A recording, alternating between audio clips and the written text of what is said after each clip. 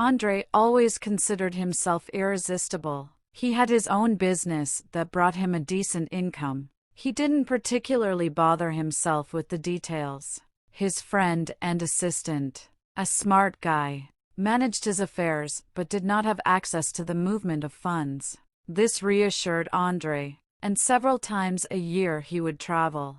This time, he decided to return by train from Ekaterinburg to Moscow. He bought a two-seat compartment and felt bored. Suddenly, a girl appeared before him. "Excuse me." I entered after a woman as her escort and helped her carry the suitcase. I walked through the carriage, but there were no seats. "I really need to get to Moscow. Do you have a free second seat?" she asked.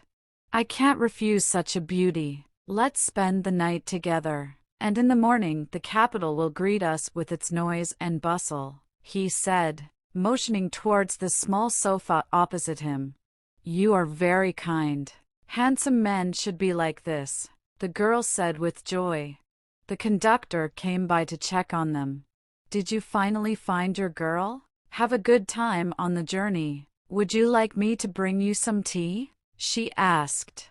"Thank you, but Malenka and I are going to the restaurant." "Is it still open?" Andrei inquired. "Yes, it's open all night until we reach Moscow. Hurry up, or there might not be any seats available," the conductor advised. "We'll order in the compartment, right, darling?" Andrei asked. The girl nodded. When the conductor finally left, Andrei asked her, "Did I guess your name right?" "Close enough. My name is Marina," she replied. "A beautiful name as well," he remarked. "I won't go to the restaurant. Sorry," Marina said. "I'll go myself and bring it back here." "Which drinks do you prefer?" Andrei inquired. "Just juice, and I won't eat," Marina replied. Andrei left. Marina already regretted entering this compartment. This passenger turned out to be too intrusive. When Andrei returned, he informed Marina that their order would be served within 30 minutes. "I ordered you some light wine. If you don't drink, I'll be offended. The conductor thinks you're my girlfriend, and she might find out the truth. How will you explain, Bunny?" Andrei teased. "I will refund you the cost of the ticket," Marina sighed. "Where will you go? We still have the whole night ahead of us." "You'll pay for this seat, but I don't need the money," Andrei stated.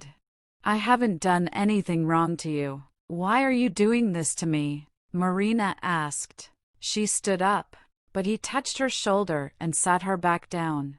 A waiter entered with the food. Marina took the opportunity to leave the compartment. When she went to the conductor, she asked for a headache tablet.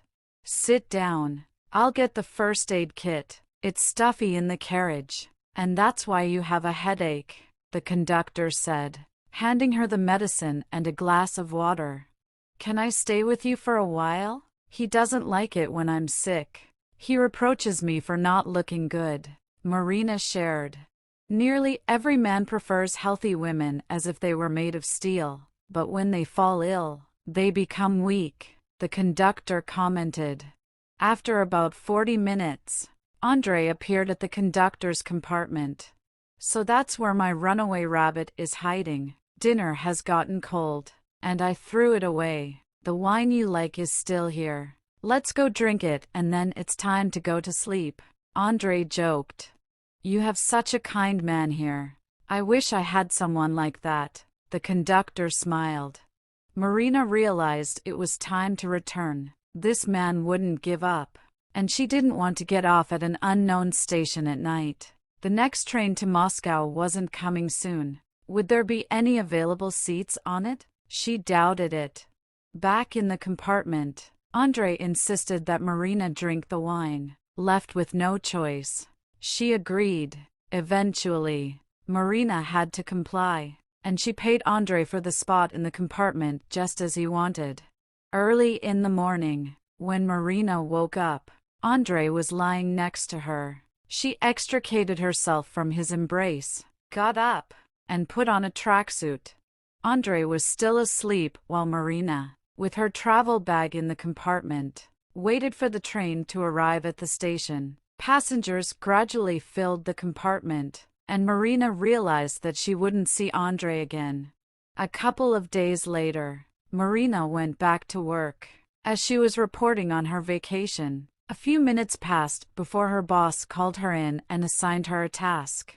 "Marina, go to this address and install a program there," her boss instructed.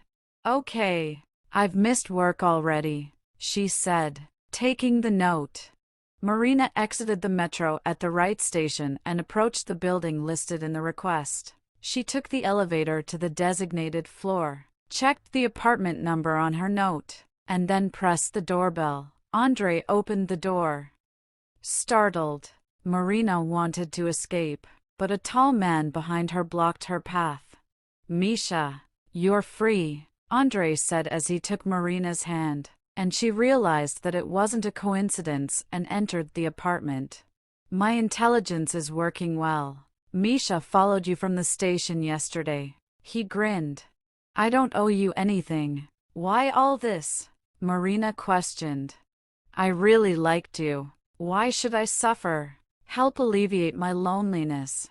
I'm a good and tender person," Andre insisted. "And what about my feelings?" Marina asked. "It will be mutual, and you will soon understand that. Go to the second floor. There's a surprise waiting for you there," Andre instructed. "Your bed?" Marina inquired. "Better. Go on," Andre replied. Marina understood the man's motives. If she receives a complaint at work, as she already realized, she will lose her job. Her boss values clients who pay well, and he won't react in Marina's favor. She didn't want it, but she proceeded up the stairs. In the room indicated by Andre, Marina's parents were waiting for her. "Sweetie, we're so happy. Andre is such a wonderful person. Dad now has a job at his firm. Wishing you love and advice." Her mother embraced her. "Will you marry me?" Andre asked as he extended his hand to Marina, revealing a ring in his palm. Marina understood that Andre wouldn't give up and agreed to marry him. After the feast, Andre arranged for Marina's parents to be taken home. In bed, Marina asked Andre, "Why are you so insistent on me?" "You are the first innocent girl with whom this happened to me," Andre confessed. "Everything has to start at some point, especially in such circumstances. A night and a stranger station where I found myself. You could have turned the conductor against me," Marina explained. "There's also another reason. For the first time in my life, I've fallen in love even though I'm already 35, Andre revealed. "But I don't love you." Marina expressed her feelings. "I don't believe it. You could have caused a scene in the train carriage, but instead you accepted my terms. It was subconscious. You accepted my affection, and I noticed that you liked it. You're a stubborn girl. You'll grow to love me, and that will happen as soon as you give me our first child. I've never been married, and it's time for me to have a family," Andre stated. Andre was right. Marina, pregnant, grew to love her husband, and when she gave birth to their son, she felt like happiness had gently descended from the heavens to her. Thank you for reading. Please like, comment, and subscribe to our channel to be the first to hear the next new story.